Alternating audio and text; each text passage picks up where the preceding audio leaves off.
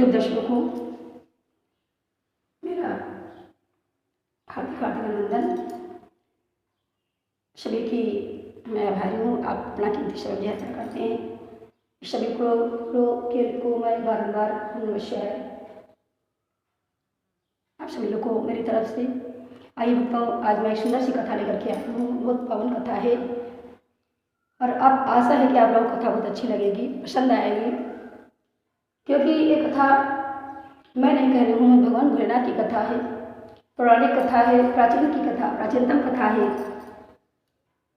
भगवान भोलेनाथ की अर्धांगिनी मैया पार्वती हैं, जिन्हें मंगला, शिवा, पार्वती, हेमावती, गौरा आदि के नाम से जाना जाता है। ये मंगला माता का पूजन अनुष्ठान सावन के महीने में किया जाता है भक्तों।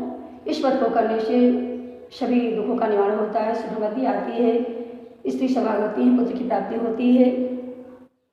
और इस सावन के महीने में किया जाता है। 1 वर्ष पूरा हो जाने पर या 5 साल 3 साल का व्रत इसका किया जाता है, इसका उद्यापन किया जाता है।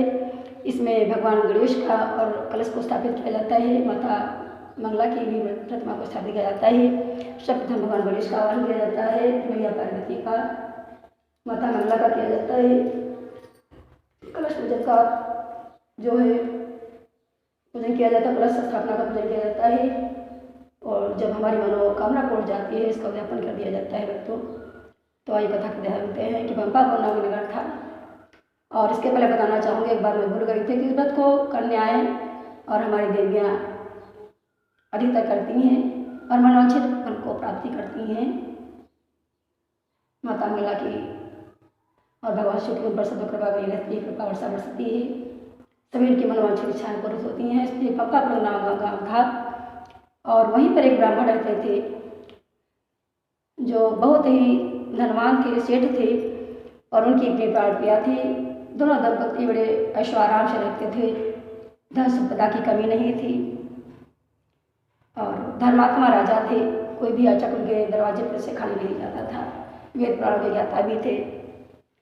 एक दिन एक ब्राह्मण देवता वहाँ पर आए, साधु के रूप में आए और उसका जो है हमारे ब्राह्मण देवता ने, जो सेठ जी ने, बहुत सारा सम्मान किया। किंतु उनके पास एक कमी थी जिससे थोड़ा वो चिंतादास रहते थे कि उनके पास कोई संतान नहीं थी। तो ब्राह्मण देवता तो भगवान भक्ति में इतना नहीं रहते, उनको इसकी कमी नहीं आभास होती थी। लेकिन ब्राह्मणी जो थी वो घर में किलकारियों बुझने का इंतजार कर रही थी, इसी विषय को लेकर के चिंतित थी। जब साधु महाराज ने प्रश्न किया तो उनसे अपनी बात बता दी, महाराज सब कुछ हमारे पास है, तुम्हारी कृपा से धन वैभव सुख समृद्धि, महल कोठी बंगले सब कुछ है, सर्वस्व है, लेकिन एक कमी है, हमारे कोई संतान नहीं है। साधु महाराज का बहुत सारा सम्मान किया, जलपान करा, ऊंचे आसन में बैठाला, भोजन करवाया, छप्पन प्रकार का बनवा करके।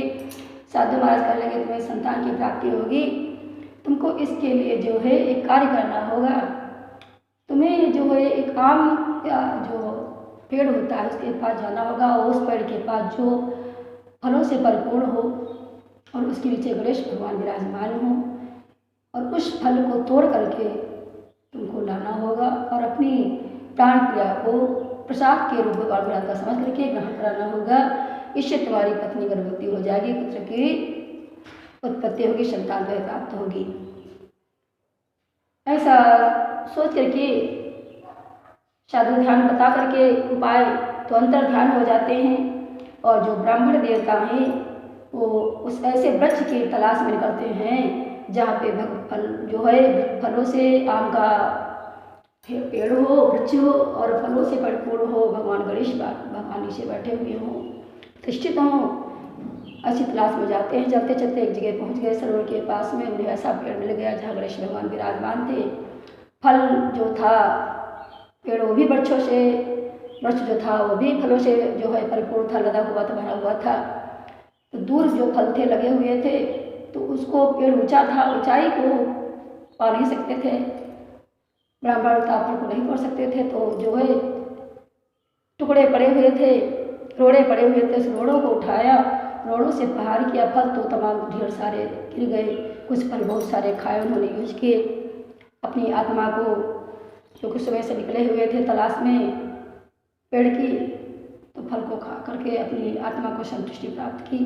किंतु उस गुम्मे को, रोड़े को मारने से जो आहार किया जो है फलों पर, वो आकर के गणेश भगवान पे गिर गया और गणेश भगवान को चोट आ गई। जब फल को लेकर के जाने लगे तो गणेश भगवान ने आवाज़ दी कि रे नीच, तू स्वार्थ से घिरा हुआ है, वासना से घिरा हुआ है, इसलिए तुझे अंधा था, दिखता नहीं था, तूने मुझे प्रहार किया, चोट पहुंचाई है पुत्र की प्राप्ति के लिए, तो मुझे भी नहीं देख पाया। सभी मेरी पूजा आह्वान करते हैं और तू मुझे प्रहार करता है, इसकी सजा तुझे भुगतनी पड़ेगी। मैं तुम्हें श्राप देता हूँ कि जिस पुत्र प्राप्ति के लिए तुमने उस पर प्रहार किया है, तो पुत्र तो तुझे अवश्य प्राप्त होगा, क्योंकि ये मेरे प्रसाद का, मेरी भगवत कृपा का फल है। मैं भक्तों की सदैव प्रार्थना और कामना को स्वीकार करता हूँ, किन कर्मों का फल भी अवश्य देता हूँ।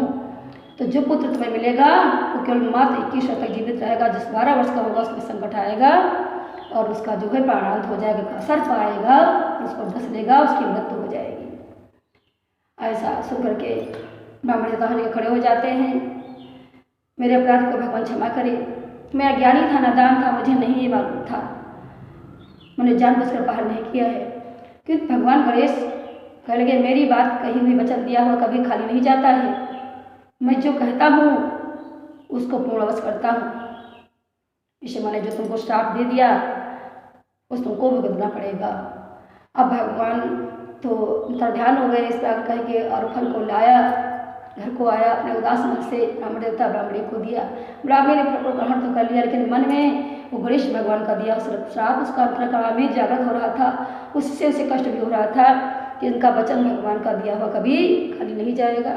ऐसा करके ब्राह्मणी को लेकर के ब्राह्मण देवता महल को छोड़ देते हैं और सरोवर के निकट आ जाते हैं। वहाँ पर 2 स्त्रियाँ आई थी, वो पूजा कर रही थी, पूजन कर रही थी। एक मंगला नाम था, मंगला नाम था, और मंगला नाम की जो स्त्री थी वो मंगला की स्त्री से पूछने लगी, बात करने लगी, देवी किसका पूजन कर रही हो? कहने लगी मंगला माता का पूजन कर रही है, श्रावण का महीने में किया जाता है, ये भगवान शिव की अर्धांगिनी है, इनकी जो पूजा करता है, वाहन करता है, उद्यापन करता है, उस पर भगवान शिव की, भगवान भोलेनाथ की और माता मंगला की कृपा बरसती है, उसको पुत्र की प्राप्ति होती है, स्त्री सौभाग्यवती होती है, सुख समृद्धि आती है, ईश्वर की प्राप्ति होती है और जो है निरोगी हो जाता है, स्वस्थता को धारण करता है, भगवान की कृपा और माता की कृपा को प्राप्त करता है, अर्थात सही मनोकांक्षा पूर्ण हो जाती हैं। ये ब्राह्मण देवता बात को सुन रहे थे, विचार किए कि मैं अपने पुत्र का विवाह इसी मंगला नाम की कन्या से कर दूंगा। और ऐसा सोच करके उस समय आने के पहले 12 वर्ष का हो गया तो उसने विवाह दंपति जीवन की तैयारी की और मंगला नाम की लड़की से, कन्या से विवाह अपने पुत्र का कर लिया। वो मंगला नाम की जो कन्या थी वो आती है, वो प्रतिदिन अपने गृहस्थ कार्यों से निवृत्त होकर के अपने शासन की सेवा करके, पति की सेवा करके और माता मंगला का सत्संग कीर्तन भजन करती है, व्रत करती है, उपवास करके उद्यापन करती है और माता से सदैव अपने पति की दीर्घायु की प्रार्थना भी करती है। समय जब नजदीक आ गया तो एक दिन गणेश भगवान सपने में आ गए और दर्शन दिया और कहा कि देवी अब समय आ गया है, तो माता के समान हो, क्योंकि मेरी माता की पूजा करती हो, इसलिए मेरा वरदान तो दिया हुआ खाली नहीं जाएगा। कि उस वरदान को, श्राप को जो है, श्राप जो दिया है मैंने खाली नहीं, मिथ्या नहीं जाएगा, उस श्राप को मैं हल्का कर सकता हूँ।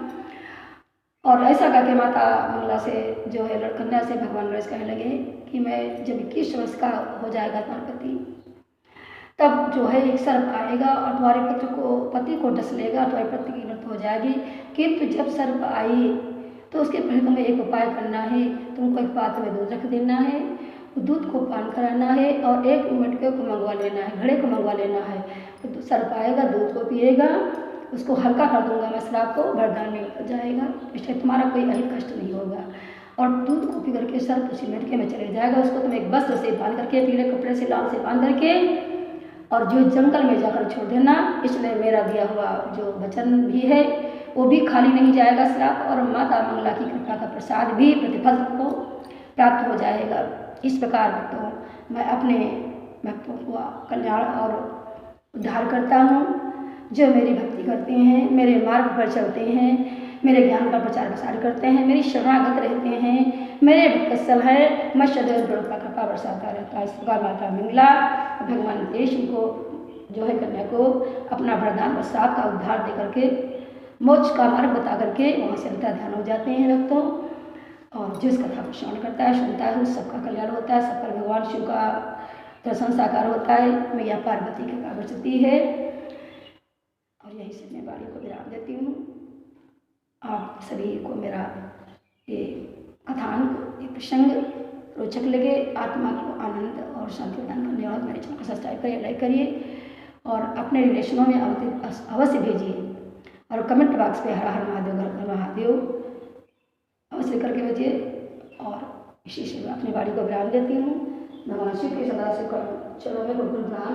ऐसे ही प्रभु आप मेरा मार्गदर्शन करते रहें और मैं आपकी शरण में बैठ करके आपके अमृत पान का सहारा लेते हुए दीर्घायु को प्राप्त करके अपने कर्तव्यों तदार्यों को निभाते हुए और अपने समय पर आ जाने पर पक्व हो जाने पर आपकी अमृत धारा में प्रवाहित हो जाऊँ। प्रभु ऐसी कृपा मुझ पर सदैव बनाती रहना और इस राशि को अपना ज्ञान अपना अवलोकन सद्भाव सदैव मेरे संग विराजमान करके सदैव करते रहना।